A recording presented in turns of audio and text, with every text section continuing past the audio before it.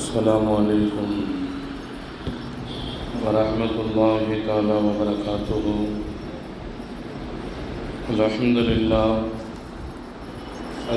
لله رب العالمين. أحمد الله العظيم نصلي ونسلم على رسوله الكريم أما بعد. قال الله سبحانه وتعالى في القرآن العظيم والفرقان المجيد. أعوذ بالله من الشيطان الرجيم. بسم الله الرحمن الرحيم. إن الحسنات يذهبن السيئات أو كما قال عليه السلام أو كما قال الله عز وجل. صدق الله العلي العظيم. وقال رسول الله صلى الله عليه وسلم: ما الإيمان إذا سرتك حسنتك وساءتك سيئتك فأنت المؤمن أو كما قال عليه الصلاة والتسليم. صدق نبي الله سيد البشر محمد صلى الله عليه وسلم. அல்லாஹுடைய ரசூலும் எந்தெந்த நல்ல காரியங்களை எடுத்து நடக்க சொன்னார்களோ இந்த நல்ல காரியங்களை எடுத்து நடக்கக்கூடிய தௌஃபீக்கையும், அல்லாஹுடைய ரசூலும் எந்தெந்த தூய்மையான காரியத்தை விட்டும் நம்மை தடுத்தார்களோ அந்த தூய்மையான காரியத்தை விட்டும் தவிர்ந்திருக்கிற தௌஃபீக்கையும் அல்லாஹுல ஸனஹு தஆலா உலகத்தில் வாழுகிற எல்லா முஸ்லிம்களுக்கும் தர வேண்டும் என்ற துஆவோடு என் வார்த்தைகளை நான் துவங்குகிறேன். இன்றைய ஜும்மாவினுடைய சிந்தனையாய் நம் வாழ்வில் பழகிப்போன பாவங்கள் என்றதொரு தலைப்பின் கீழ் ஒரு சில வார்த்தைகளை உங்களோடு நாம் பகிர்ந்து கொள்ள ஆசைப்படுகிறோம். அல்லாஹுவின் பேரருளால் ரமதானை நாம் அடைவதற்கும் ரமதான் நம்மை வந்து அடைவதற்கும் இன்னமும் சற்றே அறக்குறைய 6 ஜும்மாக்களை மாத்திரம் இருக்கிற இந்த வேளையில் எல்லாம் வல்ல இறைவன் எதிர்வரும் ரமதானை முழுமையாக அடைந்து அதிலே நற்கர்மங்களை செய்து அல்லாஹுவின் அன்பையும் அருளையும் பெறக்கூடிய நல்ல மக்களாக அல்லாஹ் நம்மையும் கபூல் செய்வானாக. ஆமீன். இந்த பூமியில் வாழும் மனித சமூகம் பல்வேறு பழக்கங்களையும் வழக்கங்களையும் உடையவர்களாக வாழ்ந்து கொண்டிருக்கிறார்கள். எல்லா மனிதர்களின் பழக்கமும் வழக்கமும் ஒன்றல்ல, வித்தியாசங்களும் வேறுபாடுகளும் இருக்கிறது. எல்லா மனிதர்களுடைய பழக்கத்திலும் வழக்கத்திலும் ஒன்றுபோல் இருக்க வேண்டும் என்பது நினைப்பது சாத்தியமற்ற ஒரு விஷயம்.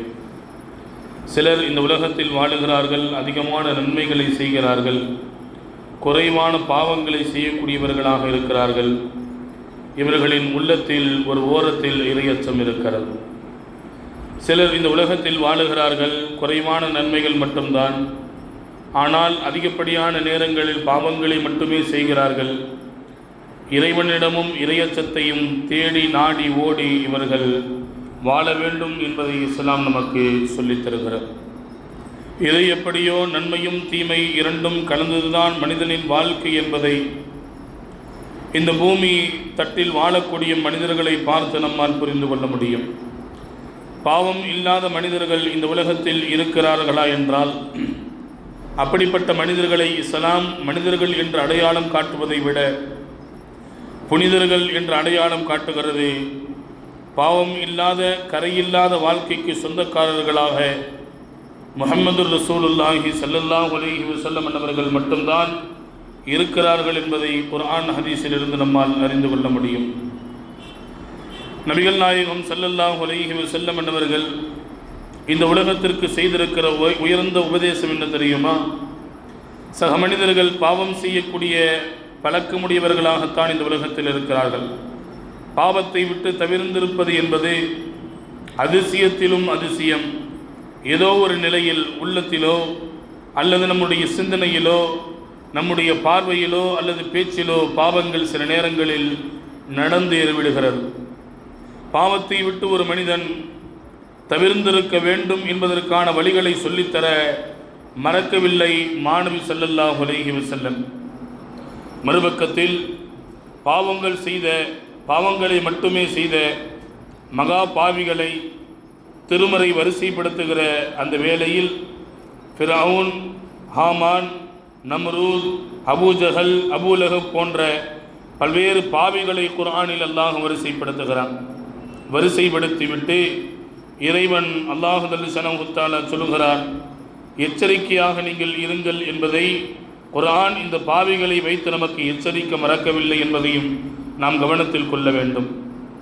சுருங்கச் சொல்வதானால், நம் வாழ்வில் தினம் தினம் கழிகிறது நேரங்களையும் நாட்களையும் வருடங்களையும் நம் வாழ்வில் ஆயுள் காலங்களையும் குறைவான பாவங்களை இந்த உலகத்தில் ஏற்படுத்தி அதிகமான நன்மைகளை செய்து காலங்கள் மாற மாற அறவே பாவம் இல்லாத மனிதர்களாக இந்த உலகத்தில் வாழ பழகிக்கொள்ள வேண்டும் என்பதற்குத்தான் நபிமார்களை இந்த உலகத்திற்கு அல்லாஹ் அனுப்பினான். வேதங்களை இந்த உம்மத்திற்கும் உலகத்திற்கும் அல்லாஹ் தந்தான். வழிகாட்டக்கூடிய நபர்களை இந்த உலகத்திற்கு தந்தான். பல்வேறு நல்லவர்கள் இன்றைக்கும் வாழ்ந்து கொண்டிருக்கிறார்கள். பல்வேறு உபதேசங்களை நாம் கேட்கிறோம் என்றால் பாவம் இல்லாத ஒரு பரிசுத்தமான வாழ்க்கையை வாழ்வதற்காக வேண்டி நம்மை நாம் தயார் செய்து கொள்வதற்கு, நம்மை நாம் தகுதிப்படுத்திக் கொள்வதற்குத்தான் இப்படிப்பட்ட ஏற்பாடுகள் என்பதை நாம் கவனத்தில் கொள்ள வேண்டும். குர்ஆனிலே அல்லாஹ் ஒரு இடத்திலே சொல்கிறான், இன்னல் ஹஸனாத்தி யுத்ஹிபுன ஸய்யிஆத், நிச்சயமாக நன்மைகள் இருக்கிறது, அந்த நன்மைகள் உங்களுடைய பாவங்களை அழித்துவிடும் என்று அல்லாஹ் சொல்கிறான். உங்களுடைய பாவங்களை போக்கிவிடும் என்று அல்லாஹ் சொல்கிறான். நபிகள் நாயகம் ஸல்லல்லாஹு அலைஹி வஸல்லம் அவர்கள் சொல்லுவார்கள், ஒரு மனிதன் பாவம் செய்துவிட்டால் உடனடியாக அதை அழிக்கும்படியான ஒரு நன்மையை செய்துவிடுங்கள். அப்படி நீங்கள் செய்துவிட்டால் உங்களுடைய பாவங்கள் மன்னிக்கப்படும், அழிக்கப்படும் என்றார்கள் பூமான் நபிகள் கோமான் ஸல்லல்லாஹு அலைஹி வஸல்லம். அல் குர்ஆனில் இறைவனின் இரக்கத்தை புரிவதற்கு பல்வேறு வசனங்கள் நமக்கு சான்று பகிர்கிறது.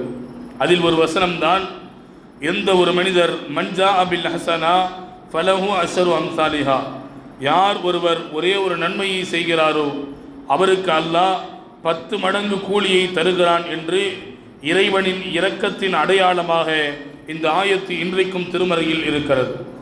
மற்றொரு பக்கத்தில் அல்லாஹ் சொல்லுகிறான், வமன் ஜா அபிஸ் ஸய்யிஆ, அந்த ஆயத்தினுடைய தொடரில் பேசுகிறான், எந்த ஒரு மனிதர் ஒரே ஒரு பாவத்தை செய்கிறாரோ ஃபலா மிஸ்லா இல்லா, அந்த மனிதருக்கு அந்த பாவத்தை மட்டும்தான், ஒரே ஒரு பாவம் மட்டும்தான் எழுதப்படுகிறதே தவிர ஒரு நன்மைக்கு 10, ஆனால் ஒரு பாவத்திற்கு ஒரு பாவம் மட்டும்தான் எழுதப்படுகிறது என்றால் இறைவனின் இரக்கத்தை நம்மால் இந்த ஆயத்திலிருந்து புரிந்து கொள்ள முடிகிறது.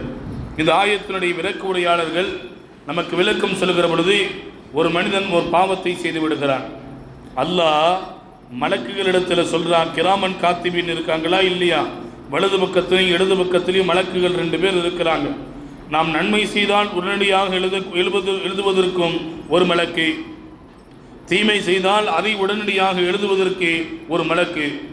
எந்த அளவுக்குன்னா குர்ஆனுடைய விரிவுரையாளர்கள் நமக்கு விளக்கம் சொல்லித் தருகிற பொழுது, ஒருவர் ஒரு நன்மையை செய்துவிட்டால் அந்த நன்மையை யார் இருக்கும்போது செய்தார், யாரோடு சேர்ந்து செய்தார், எந்த இடத்தில் செய்தார், எந்த நிமிடத்தில் செய்தார், எந்த வருடத்தில் செய்தார், எந்த மாதத்தில் செய்தார் என்று முதல் கொண்டு முழுமையான விவரத்தோடு ஒரு நன்மையானாலும் எழுதப்படுகிறது.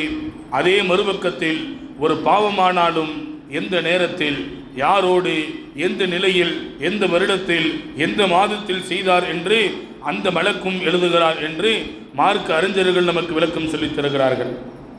ஒரு அடியான் ஒரு பாவத்தை செய்கிறான், அல்லாஹ் ஸல்லல்லாஹு தஆலா இடது பக்கத்தில் புஜத்தில் இருக்கிற மலக்கை பார்த்து அல்லாஹ் சொல்றா, கொஞ்ச நேரம் அவகாசம் கொடுங்கள், அவசரப்பட வேண்டாம், கொஞ்சம் வெயிட் பண்ணுங்கன்ற அல்லாஹ் அந்த மலக்குக்கு உத்தரவிடுகிறான். ஏன் தெரியுமா, அவன் பாவம் செய்து விட்டால் உடனடியாக நீங்கள் எழுதிவிட வேண்டாம், அவனுக்கான அவகாசத்தை கொடுங்கள், அவன் இஸ்திக்பார் செய்யலாம், என்னிடத்தில் தௌபா செய்யலாம், என்னிடத்தில் அழுது மன்றாடலாம், அவன் தேடிவிட்டால் நீங்கள் அந்த பாவத்தை எழுத வேண்டாம் என்று அல்லாஹ் ஸல்லல்லாஹு தஆலா அந்த மலக்குகளை பார்த்து சொல்கிறான் என்று மார்க்க அறிஞர்கள் நமக்கு விளக்கம் சொல்லித் தருகிறார்கள். என்றால் இறைவனின் இரக்கத்தை நம்மால் இந்த ஆயத்திலிருந்து புரிந்து கொள்ள முடிகிறது.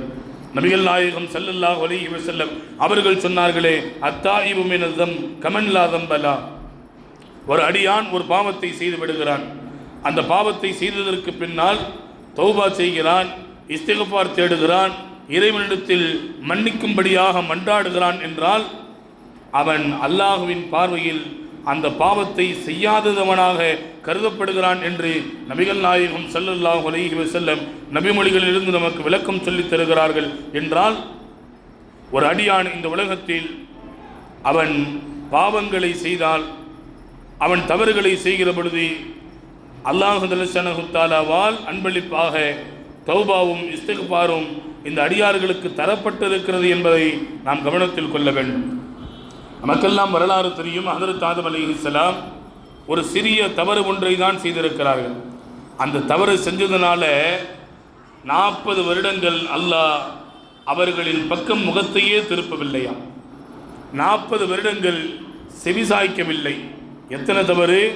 ஒரே ஒரு தவறு தான், பாவம் அல்ல, ஒரே ஒரு சருகுதல், ஒரே ஒரு தவறு தான், ஒரு சிறிய தவறு. அல்லாஹ் போவேணான்னு சொன்னா பக்கத்தில் போய் நின்றுட்டாங்க, சாப்பிட வேணான்னு சொன்னா சாப்பிட்டுட்டாங்க. ஒரே ஒரு தவறு தான். அந்த தவறின் காரணத்தினால் 40 ஆண்டுகள் ஆதம் அலைஹிஸ்ஸலாம் என்பவர்களுக்கு அல்லாஹ் செவிசாய்க்கவில்லை. ஆதம் அலைஹிஸ்ஸலாம் என்பவர்களின் பக்கம் தன் முகத்தை கூட இறைவன் திருப்பவில்லை என்றால், முகத்தை திருப்பவில்லை என்றால் என்ன தெரியுமா? அல்லாஹ்வுடைய கருணை அவர்களை விட்டும் தூரமாகிவிட்டது. அல்லாஹ்வுடைய கிருபையை விட்டும் ரஹமத்தை விட்டும் ஆதம் அலைஹிஸ்ஸலாம் 40 வருடங்கள் தூரமாக்கப்பட்டு விட்டார்கள். ஒரே ஒரு தவறுக்காக வேண்டி நம் வாழ்வில் தினம் தினம் தினம் எத்தனை பாவங்களை மூட்டை மூட்டையாக செய்கிறோம். இன்றைக்கு அதிகப்படியான பாவங்களை நாம் செய்து கொண்டிருக்கிறோம் என்றால் இறைவனின் ரஹ்மத், இறைவனின் கருணை, இறைவனின் புறத்திலிருந்து நமக்கு ஏற்படுகிற எல்லா விதமான அருள் வளங்களும் அருட்கொடைகளும் எப்படி நம்மை வந்து சேரும் என்பதை கொஞ்சம் சிந்திக்க கடமைப்பட்டிருக்கிறோம். கண்ணியத்திற்குரியவர்களே, ஆதம் அலைஹிஸ்ஸலாம் என்பவர்கள் இறைவனிடத்தில் தௌபா செய்கிறார்கள், அந்த பாவங்கள் மன்னிக்கப்படுகிறது. ஸல்லல்லாஹு அலைஹி வஸல்லம் அவர்கள் சொல்லுவார்கள், குல்லு பனி ஆதம ஹத்தாவுன், உலகத்தில் ஆதமனுடைய மக்கள் ஒவ்வொருவர்களும் பாவம் செய்யக்கூடியவர்கள் தான். வகைருல் ஹத்தாயின, பாவம் செய்பவர்களில் சிறந்தவர்கள் யார் தெரியுமா? நன்மை செய்பவர்களில் சிறந்தவர்கள் யார் என்றால் நம்மால் அடையாளம் கண்டுகொள்ள முடியும். ஆனால் பாவம் செய்பவர்களில் சிறந்தவர்கள் யார் தெரியுமா? ஸல்லல்லாஹு அலைஹி வஸல்லம் அவர்கள் சொன்னார்கள், அந்த பாவத்திற்காக வேண்டி யார் தௌபா செய்கிறார்களோ அவர்கள்தான் பாவம் செய்தவர்களிலே சிறந்தவர்கள் என்று ஸல்லல்லாஹு அலைஹி வஸல்லம் அவர்கள் சொல்லித் தருகிறார்கள். என்றால் நம் அன்றாட வாழ்வில் எத்தனை பாவங்களை செய்கிறோம். கண்ணியத்திற்குரிய அல்லாஹ்வின் நல்லடியார்களே, அல்லாஹ் குர்ஆனிலே ஒரு இடத்திலே சொல்கிறான், அல்லதி ஹலக்கல் மௌத வல் ஹயாத லியப்லுவக்கும் அய்யுக்கும் அஹ்ஸனு அமலா. பிறப்பு இறப்பு இரண்டுக்கு மத்தியில் ஒரு வாழ்வு ஒன்று இருக்கிறது. அந்த வாழ்வு எதற்காக வேண்டி தெரியுமா? நன்மைகளை அதிகம் சேர்த்துக் கொள்வதற்கும் நன்மைகளை அதிகம் செய்வதற்கும் தான். உலகத்தில் பிறக்கும் பொழுது பரிசுத்தமானவர்களாக பிறந்தோம், இறக்கும் போதும் பரிசுத்தமானவர்களாக உலகத்தை விட்டு நாம் மறைய வேண்டும் என்றால் இடைப்பட்ட அந்த வாழ்க்கை பரிசுத்தமானதாக, பாவம் இல்லாததாக இருக்க வேண்டும் என்பதை இறைவன் இந்த ஆயத்திலிருந்து நமக்கு தெளிவுபடுத்துகிறான். என்றால் நாம் யோசித்து பார்க்கிறோம், இந்த உலகத்தில் பாவங்களோடு நம்முடைய வாழ்க்கை இன்றைக்கு பழகி போகிவிட்டது. பாவங்கள் சர்வசாதாரணமாக நம் வாழ்வில் ஆகிவிட்டது. பாவம்தான் செய்கிறோம் என்ற உணர்வு கூட நம்முடைய உள்ளத்திலே இல்லை. எத்தனை எத்தனை பாவங்கள் அன்றாட நாம் செய்கிறோம். கொஞ்சம் யோசித்து பாருங்களேன். மார்க்கம் அனுமதிக்காத செயல்பாடுகள் தான் நம்மிடத்தில் அதிகமாக இருக்கிறது. இஸ்லாத்தினுடைய கடமைகளின் விஷயத்தில் கவனக்குறைவோடு இருக்கிறோம் என்று சொல்வதை விட பொடுபோக்காக இருந்து கொண்டிருக்கிறோம். கவனக்குறைவோடு இருக்கிறோம் என்று சொல்வதை விட பொடுபோக்காக இருக்கிறோம், மிகுந்த கவனக்குறைவோடு இருக்கிறோம். எத்தனை மணிக்கு இங்கே ஃப்ளைட்டு, மச்சான் வராரு, மாப்பிள்ளை வராரு, வீட்டில் ஒரு சொந்தக்காரர் அண்ணன் சகோதரர் வருகிறார், அல்லது என்னோடு உடன் பிறந்த சகோதரி வருகிறார். எத்தனை மணிக்கு கிளம்பணும் இங்கிருந்து ஏர்போர்ட்டுக்கு? காலையில் 4 மணிக்கு, 3 மணிக்கெல்லாம் ஏஞ்சி ஃப்ரெஷ்ஷப் ஆகிட்டு புத்தாடைகளை அணிந்து அதற்கான தயாரிப்புகளை செய்கிறோம். ஒரு மாமனுக்கும் மச்சானுக்கும் சகோதரனுக்கும் சகோதரிக்கும் தருகிற முக்கியத்துவம் இந்த இஸ்லாத்தினுடைய கடமைகளின் விஷயத்தில் இல்லை, அல்லாஹ்வுடைய விஷயத்தில் இல்லை. மற்றவர்களுக்கும் மாட்டார்களுக்கும் தருகிற முன்னுரிமை, முக்கியத்துவம் ரப்புக்கும் ரசூலுக்கும் தரவில்லை என்றால் எந்த அளவிற்கு இஸ்லாத்தில் பலகீனமானவர்களாக, ஈமானில் கவனம் இல்லாதவர்களாக நாம் பயணிக்கிறோம் என்பதற்கான அடையாளங்களை வரிசைப்படுத்திக் கொண்டிருக்கிறேன். மார்க்கம் அனுமதிக்காத எத்தனை செயல்பாடுகளை செய்கிறோம். இந்த லட்சணத்தில் நம்முடைய பிள்ளைகளை இதை நீங்கள் செய்யக்கூடாது, அதை நீங்கள் செய்யக்கூடாது என்று பிள்ளைகளை கண்டிக்கிறோம். கண்டிக்கிற இடத்தில் நாம் இருக்கிறோம், அந்த தகுதியை பெற்றிருக்கிறோம் என்பது எந்த விதத்திலும் சந்தேகத்திற்குரியதல்ல. ஆனால் மறுபக்கத்தில் நமக்கு கோபம் வரும்படியான, நமக்கு ஏதாவது மண்டைக்கு சூடு ஏற்றுறபடியான ஏதோ ஒரு செயலை நாம் பெற்றெடுத்த பிள்ளைகள் செய்தால் கோபப்படுகிறோம். ஆனால் அல்லாஹ்விற்கு பிடிக்காத செயல்கள் எத்தனை நம்முடைய அன்றாட வாழ்வில் நடந்து கொண்டிருக்கிறது. ஆனால் அந்த விஷயத்தில் இன்றைக்கு முஸ்லிம் சமூகம் கவனக்குறைவோடு இருக்கிறது என்பது யதார்த்தமான உண்மை. ஹராம் ஹலாலினுடைய விஷயத்தில் இன்னைக்கு பேணிக்கை இல்லை, கவனம் இல்லை. உறவுகளை ஒட்டி வாழ வேண்டும் என்றார்கள் நபிகள் கோமான் ஸல்லல்லாஹு அலைஹி வஸல்லம். ஆனால் உறவுகளை வெட்டி வாழ்பவர்கள் தான் இன்றைக்கு இந்த பூமியில் அதிகம் என்பதை நம்மால் அறிந்து கொள்ள முடியும். பெற்றவர்களுக்கு கண்ணியம் கொடுங்கள், அவர்களுக்கு நீங்கள் பணிவிடை செய்யுங்கள்.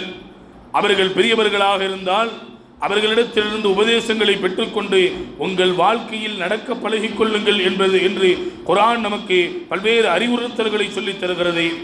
ஆனால் பெற்றவர்கள் இன்றைக்கு உயிரோடு இருந்தால் அவர்களை பார்ப்பதும் இல்லை, கவனிப்பதும் இல்லை, அவர்களுக்கு உபகாரம் செய்வதும் இல்லை, பணிவிடை செய்வதும் இல்லை. மறக்காம மாசம் 2000 ரூபாய் என் பெற்றவங்களுக்கு நான் அனுப்பி வச்சிடுறதுங்க.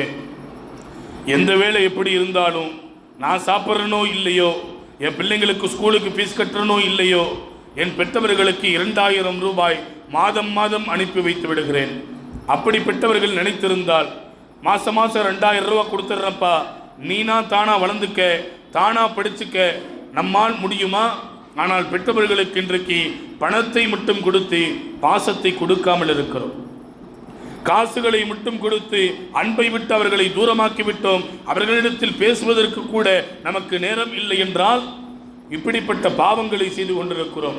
இஸ்லாம் குர்ஆனிலே அல்லாஹ் சொல்கிறானே, உங்கள் பெற்றவர்களை பார்த்து சீ என்று கூட சொல்லிவிடாதீர்கள்.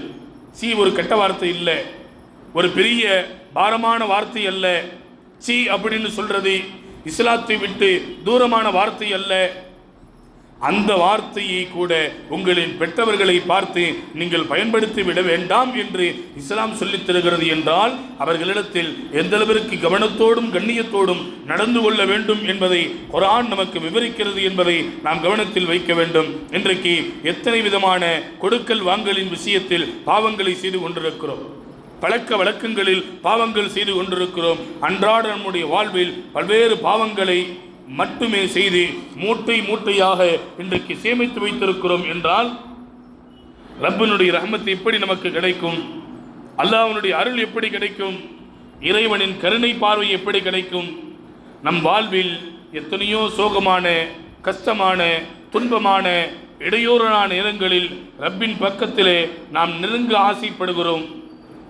பாவத்தை வைத்துக்கொண்டு ரப்புல் ஆலமீனை நாம் நெருங்க முடியாது என்பதை குர்ஆன் ஹதீஸ் வழிநெடுகளும் நமக்கு சொல்லித் தருகிற உண்மை என்பதை நாம் கவனத்தில் வைக்க வேண்டும். கண்ணியத்திற்குரிய அல்லாஹ்வின் நல்லடியார்களே, இன்றைக்கு மனித சமூகம் பாவங்களை செய்கிறோம். ஆனால் பாவங்களைத்தான் செய்கிறோம். அல்லாஹ்வுடைய வேதனை வந்துவிடுமோ, அல்லாஹ்வுடைய சோதனை வந்துவிடுமோ, அல்லாஹ் நம் மீது கோபப்பட்டு விடுவானோ என்ற அடிப்படையான சிந்தனை கூட இல்லாமல் பாவத்தோடு சேர்ந்து வாழ பழகிவிட்டோம் என்பதுதான் யதார்த்தமான உண்மை. ஸல்லல்லாஹு அலைஹி வஸல்லம் என்பவர்களிடத்தில் சில சஹாபிகள் வந்து கேட்டாங்க, மல் ஈமான், நாயகமே ஈமான்னு சொல்றீங்களே, அப்படின்னா என்ன? ஈமான்னா என்ன? நம்ம நினைக்கிறோம் ஈமான்னா 5 வேளை தொழுவது, குர்பானி கொடுக்கிறது, ஹஜ்ஜிக்கு போகிறது, நோன்பு வைப்பது, இதெல்லாம் ஈமான் அல்ல. இதற்கு பெயர் இபாதத்து. ஈமான்னா என்ன? ஸல்லல்லாஹு அலைஹி வஸல்லம் என்பவர்களிடத்தில் சஹாபிகள் வந்து கேட்டார்கள். ஸல்லல்லாஹு அலைஹி வஸல்லம் 2 வரியில் அதற்கான விளக்கத்தை உலகத்தில் இதற்கு மேல் யாரும் விளக்கம் சொல்ல முடியாது என்கின்ற அளவிற்கு இரண்டு விளக்கத்தை சொன்னார்கள் பூமான் நபிகள் கோமான் ஸல்லல்லாஹு அலைஹி வஸல்லம். முதல் விளக்கம் என்ன தெரியுமா? இதா சர்ரஅதுக ஹஸனதுக, ஒரு நன்மையை செய்தால் உன் உள்ளத்தில் மகிழ்ச்சி ஏற்பட வேண்டும். ஈமானுக்கான முதல் அடையாளம்.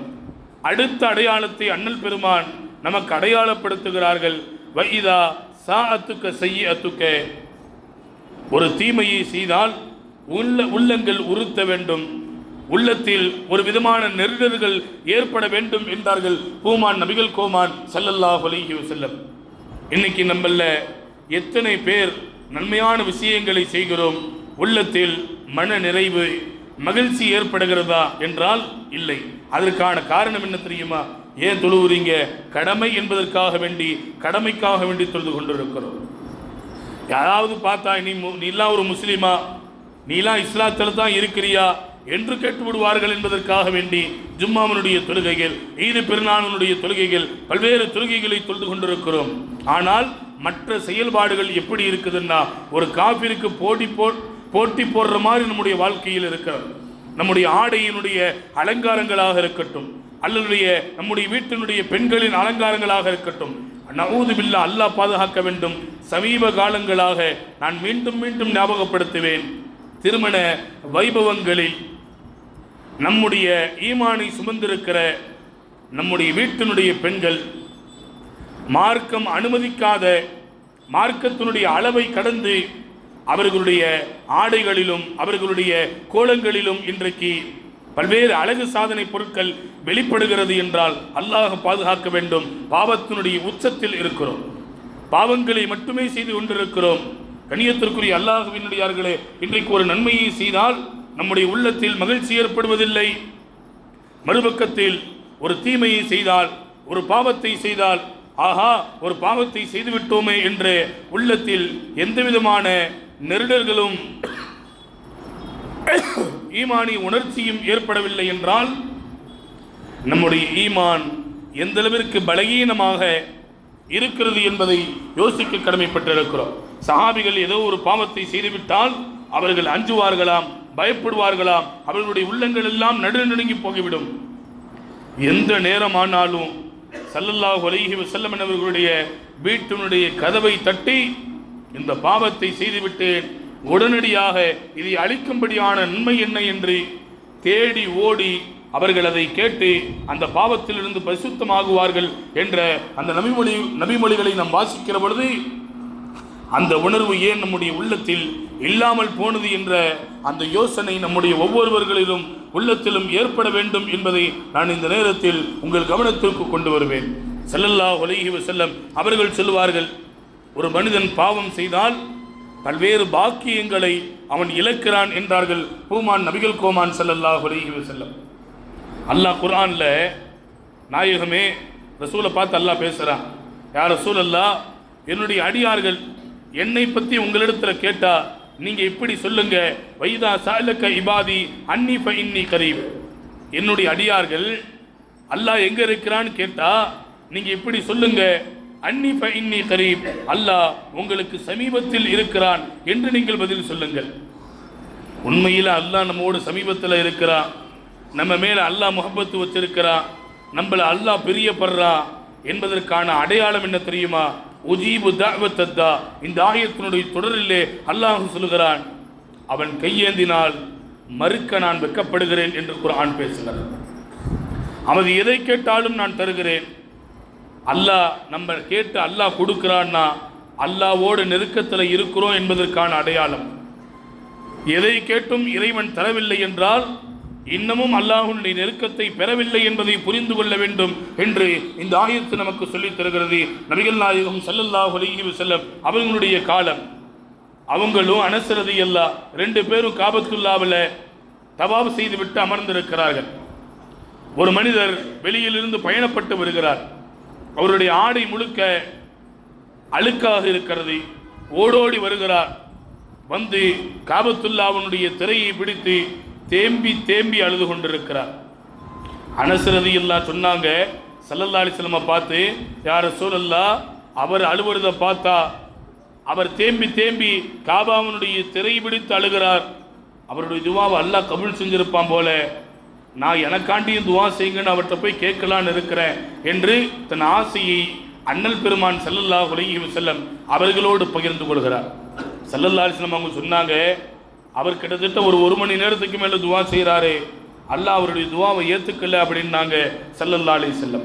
அனஸ் ரலியல்லாஹுவுக்கு ஆச்சரியம், இவர் வெளியூர்லேருந்து வந்திருக்கிறார், வந்து நல்ல முறையில் ஒழு செய்துவிட்டு முழுக்க தொழுதுவிட்டு காபாவினுடைய திரைபிடித்து பல மணி நேரங்கள் அழுது இறைவனிடத்தில் பிரார்த்தித்துக் கொண்டிருக்கிறார். ரப்பிடத்தில் தானே கேட்கிறார், ஏன் துவா அல்லாஹ் கபூல் செய்யவில்லை என்று அனஸ் ரலியல்லாஹு அண்ணல் பெருமான் ஸல்லல்லாஹு அலைஹி வஸல்லம் அவர்களை பார்த்து கேட்ட பொழுது ஸல்லல்லாஹு அலைஹி வஸல்லம் அவர்கள் சொன்னார்கள், அவருடைய உணவு ஹராம், அவருடைய உடை ஹராம், அவருடைய வாழ்வில் எல்லாம் ஹராமாக இருக்கிறது. அவர் காபத்துல்லாவிற்கு வந்து கேட்டால் எப்படி அவருடைய துவா கபூல் செய்யப்படும் என்று ஸல்லல்லாஹு அலைஹி வஸல்லம் அனஸ் ரலியல்லாஹு தஆலா அவர்களை பார்த்து கேட்கிறார்கள். நான் இங்கே சிந்திக்க வேண்டிய செய்தியாக சொல்ல வருவேன். நம்முடைய வாழ்வில் பாவங்கள் தான் அல்லாஹ்வை விட்டு தூரமாக்கி விடுகிறது. நம்முடைய வாழ்வுகளில் நாம் செய்கிற அந்த பாவங்கள் இறைவனின் ரஹ்மத் நம்மை வந்து அடைவதற்கு அந்த பாவங்கள் தடையாக இருக்கிறது. ரப்பினுடைய நெருக்கத்தை நாம் பெறுவதற்கு அந்த பாவங்கள் தடையாக இருக்கிறது. நம்முடைய துவா அல்லாஹ்விடத்தில் கபூல் செய்யப்படாமல் இருப்பதற்கு பாவங்கள் தான் தடையாக இருக்கிறது. நம்ம மட்டுமாக துவா செய்கிறோம், என் பிள்ளைக்கு நிக்கா வச்சிருக்கிற நீங்க துவா செய்யுங்க என்று 500 பேருக்கு பத்திரிக்கை வைக்கிறோம், 500 பேரிடத்திலும் சொல்கிறோம். யாராவது உம்ராவுக்கு போனா, ஹஜ்ஜிக்கு போனா, அல்லது நம்முடைய நண்பர்கள் யாராவது உம்ராவில் இருந்து நாம் அதை கேள்விப்பட்டால் அவர்களுக்கு போனின் மூலமாக நீங்கள் என் பிள்ளைக்காண்டி காபத்துல்லாவில் துவா செய்யுங்க, அந்த பிள்ளையினுடைய படிப்புக்கு, அந்த பிள்ளையினுடைய வருங்காலத்திற்கு, திருமணத்திற்கு நீங்கள் துவா செய்யுங்கள். பாவங்கள் செய்தால் நம்முடைய துவாவை அல்லாஹ் கபூல் செய்யறதில்லை என்பதை தாண்டி மார்க்க அறிஞர்கள் நமக்கு விளக்கம் சொல்லித் தருகிறார்கள். நல்லவர்களுடைய துவாவிலும் நமக்கு பங்கு இல்லை. அவர்கள் நமக்காக வேண்டி காபாவில் துவா செய்கிறார்கள். 500 பேருக்கு போய் பத்திரிக்கை வச்சுட்டு துவா செய்யும்படியாக சொல்கிறோம். ஆனால் நம்முடைய பாவத்தின் காரணத்தினால் ரப்பிடத்தில் அந்த துவா ஏற்றுக்கொள்ளப்படுவதற்கு அந்த பாவம் தடையாக இருக்கிறது என்றால் யோசித்து பார்க்க வேண்டும். எத்தனை பாவங்களோடு இன்றைக்கு பல்வேறு சுப நிகழ்ச்சிகள் நடக்கிறது. ஆனால் வரக்கூடிய எல்லாரும் என்ன செய்யறாங்க? பாரக்கல்லாஹு லக்க வ பாரக்க அலைக்க வ ஜமஅ பைனக்குமா ஃபில் கைர் துவா நம்ம கேள்விப்பட்டிருப்போம். எப்ப தெரியுமா? திருமணத்திலே அந்த மாப்பிள்ளைக்கும் பெண்ணுக்கும் திருமணமானதற்கு பின்னால் வந்திருக்கிற எல்லோரும் துவா செய்துவிட்டு விடை பெறுகிறோம். அந்த பாவங்களோடு அந்த திருமணங்கள் மார்க்கம் அனுமதிக்காத அடிப்படையில் அந்த திருமணங்கள் நடைபெற்றிருந்தால் 500 பேர் இல்லை, 50 லட்சம் பேர் இல்லை, 50 கோடி பேர் துவா செஞ்சாலும் அந்த துவாவை அல்லாஹ் கபூல் செய்ய மாட்டான். காரணம் என்ன தெரியுமா? ஒரே ஒரு பாவம் அங்கே நிகழ்ந்திருந்தால் அந்த பாவமே அந்த துவா அல்லாஹ்விடத்தில் ஏற்றுக்கொள்ளப்படுவதற்கு தடையாக இருக்கும் என்பதை அண்ணல் பெருமான் ஸல்லல்லாஹு அலைஹி வஸல்லம் நமக்கு விளக்கம் சொல்ல மறக்கவில்லை என்பதை நாம் கவனத்தில் கொள்ள வேண்டும். மூசா அலைஹிஸ்ஸலாமுடைய காலத்தில் மிகப்பெரிய ஒரு பஞ்சம். மூசா அலைஹிஸ்ஸலாம் அல்லாஹ்ட்ட கேட்கிறாங்க, யா அல்லாஹ், குடிப்பதற்கு கூட தண்ணீர் இல்லை, உணவு தானியங்கள் எல்லாம் காஞ்சி போய் வறண்டு போகிவிட்டது, என்ன வழி? அல்லாஹ் சொன்ன ஒரு மைதானத்தில் எல்லா மக்களையும் ஒன்று திரட்டுங்க, மூசாவே நீங்க துவா செய்யணும், உங்களுடைய சகோதரர் ஹாரூன் அலைஹிஸ்ஸலாம் அவர்கள் ஆமீன் சொல்ல வேண்டும். மூசா அலைஹிஸ்ஸலாம் அல்லாஹ் சொன்ன மாதிரி ஒரு ஏற்பாடை செஞ்சுட்டாங்க. மூசா அலைஹிஸ்ஸலாம், ரப்பே எங்களுக்கு மழையை கொடு, செழிப்பை கொடு, வாழ்வாதாரத்தை கொடு என்று துவா செய்கிறார்கள். அல்லாஹ் துவாவை கபூல் செய்யவில்லை. 3 நாளா துவா செய்கிறாங்க, அல்லாஹ் கபூல் செய்யல. பசியோடும் பட்டினியோடும் வெயிலிலும் இரவிலும் அவர்கள் துவா செய்கிறார்கள், அல்லாஹ் கபூல் செய்யல.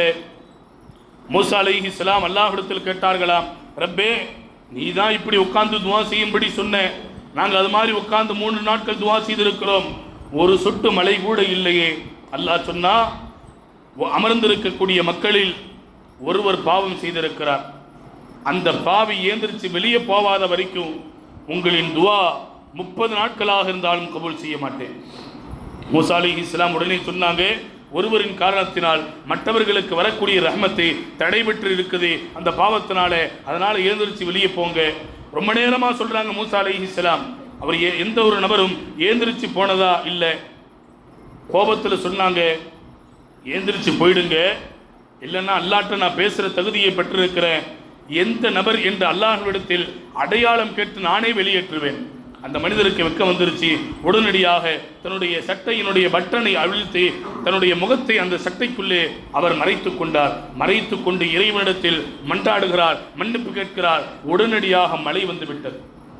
மூசா அலைஹிஸ்ஸலாம் அல்லாஹ்விடத்தில் கேட்டாங்க, ரப்பே, எந்த ஒரு நபரும் ஏந்திரிச்சே போகலையே, ஆனால் மலையை நீ தந்து விட்டாயே என்று கேட்டபொழுது, இல்லை இல்லை, அந்த பாவம் செய்த மனிதர் என்னிடத்தில் தௌபா செய்து விட்டார், அதனால் நான் இறக்கப்பட்டு என் ரஹ்மத்தை என் மகப்பிரத்தை உங்களுக்கு தந்துவிட்டேன் என்று மூசா அலைஹிஸ்ஸலாம் அன்னவர்களிடத்தில் அல்லாஹ் பதில் சொன்னான் என்ற அந்த வரலாற்றை நாம் வாசித்து பார்க்கிறோம். நான் சொல்ல வருகிற செய்தி, ஒரே ஒரு பாவம் தான் ஒரு நபியினுடைய துவாவையே தடை செய்கிறது என்றால், ஒரு நபியினுடைய துவா எவ்வளவு பவர் இருக்கும். மூசா அலைஹிஸ்ஸலாம் சாதாரணமான நபி அல்ல, ஒரு நபி என்பதை தாண்டி ஒரு ரசூல், வேதம் கொடுக்கப்பட்டவர்கள், உலுல் அஸ்மே, அல்லாஹுவால் கண்ணியப்படுத்தப்பட்ட 5 நபிமார்களில் கண்ணியமுடையவர்களாக மூசா அலைஹிஸ்ஸலாம், அந்த 5 நபிமார்களில் ஒருவராக மூசா அலைஹிஸ்ஸலாம் இருக்கிறார்கள். வகல்லமல்லாஹு மூசா தக்லீமா. குர்ஆன் பேசுகிறது, எந்த நபிமார்கள்ட்டையும் அல்லாஹ் நேரடியாக பேசினதில்லை. ஸல்லல்லாஹு அலைஹி வஸல்லம் அவங்க கூட அல்லாஹ்வை மேராஜிலே போய் சந்தித்து பேசினார்கள். இந்த பூமியில் எந்த நபிமார்களை பார்த்தும் அல்லாஹ் நேரடியாக பேசவில்லை. நபிமார்களுக்கு வஹி கொண்டு வருகிற பொறுப்பு ஜிப்ராஹீல் அலைஹிஸ்ஸலாம் அவர்களுக்கு சொந்தமானது.